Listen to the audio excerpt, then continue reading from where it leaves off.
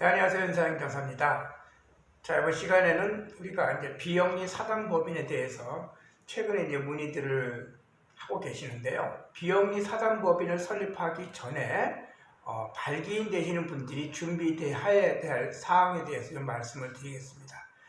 일반적으로 이제 행정사나 변호사나 이런 분들에게 비영리 사단법인 설립을 의뢰하기 전에 발기인 되시는 분들이 비영리 사단법인을 목적을 명확히 설정을 하셔야 됩니다. 자, 이 목적이 설정이 돼야 사업에 대한 계획이라든지 방향이라든지 추진 어떤 내용들이 설립이 될 수 있고요. 또 그것을 가지고 전문 행정사들에게 본인이 원하는 비영리 사단법인의 어떤 설립의 어떤 과정을 함께 논의하면서 준비할 수 있는 것입니다. 상담 사례를 이렇게 들어보면요. 비영리 사단법인을 설립하고자 하는 생각들은 있으신데 구체적으로 내가 하는 이 비영리 사단법인의 어떤 목적이 무엇인지를 명확하지 않아서 좀 더 강구하시고 준비하셔가지고 다시 전화를 달라고 이렇게 말씀을 드리는 분들이 많이 있습니다.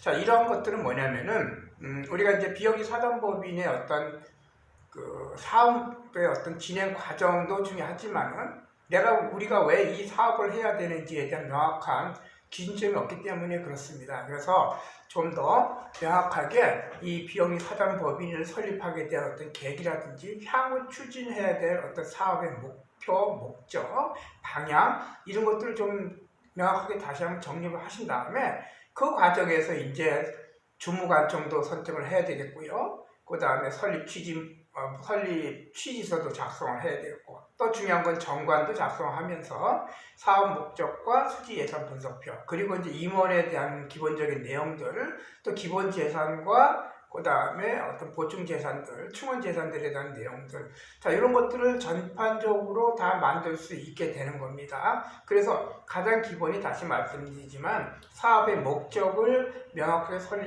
정립하신 다음에 전문가와 상담을 해가면서 그것을 체계적으로 만드는 것이 중요하다고 볼 수 있겠습니다. 그래서 저한테 전화 주시는 분들도 막연한 생각을 가지고 오신 분들이 간혹 계십니다.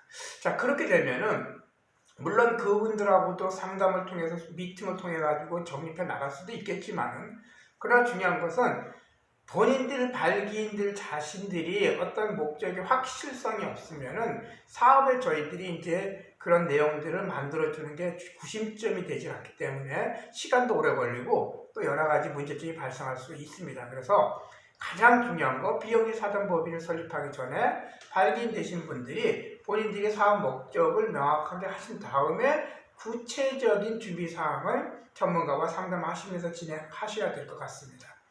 자, 이와 더불어서 우리가 이제 비영리 민간 단체에 대한 이제 어떤 상담 사례도 많이 전화를 받고 있는데요. 비영리 민간 단체는 여러 가지 한 6가지의 조건이 필요한데 그 중에서 가장 핵심적인 게 공익 활동을 단체 명의로 일반 임의단체겠죠. 단체 명의로 공익 활동을 1년 이상 활동을 한 어떤 실적이 있어야 됩니다. 여러 가지 계획도 있어야 되고요.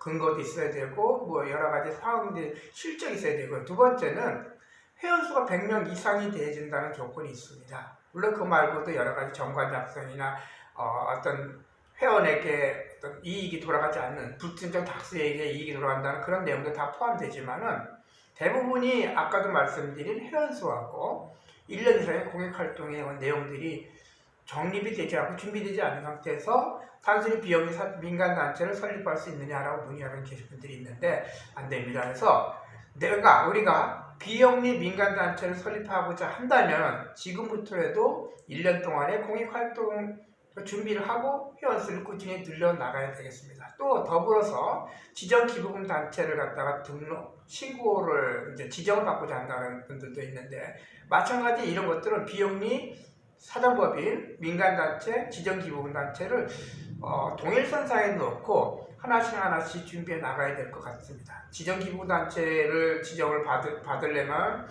뭐 여러 가지 또 조건들이 필요합니다. 그런 것들은 어느 정도 준비가 된 상태에서 전문가와 상담하면서 비영리 사단법인을 설립할 때 같이 하시든지 아니면 비영리 사단법인을 먼저 설립한 후에 여러 가지 상황, 실적 근거를 하면서 사업을 하면서 하시든지 뭐 여러 가지 방법들이 있습니다.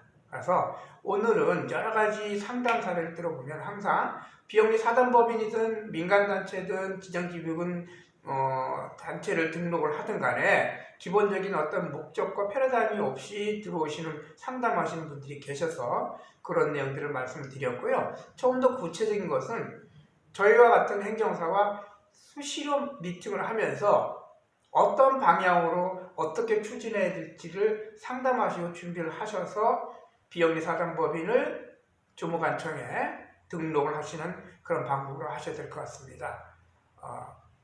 많이 다양한 내용들이 있는데 그런 내용들을 준비하시면서 상담단을 전화 주시고 그 속에서 준비할 수 있는 방안을 모색할 수 있을 것 같습니다.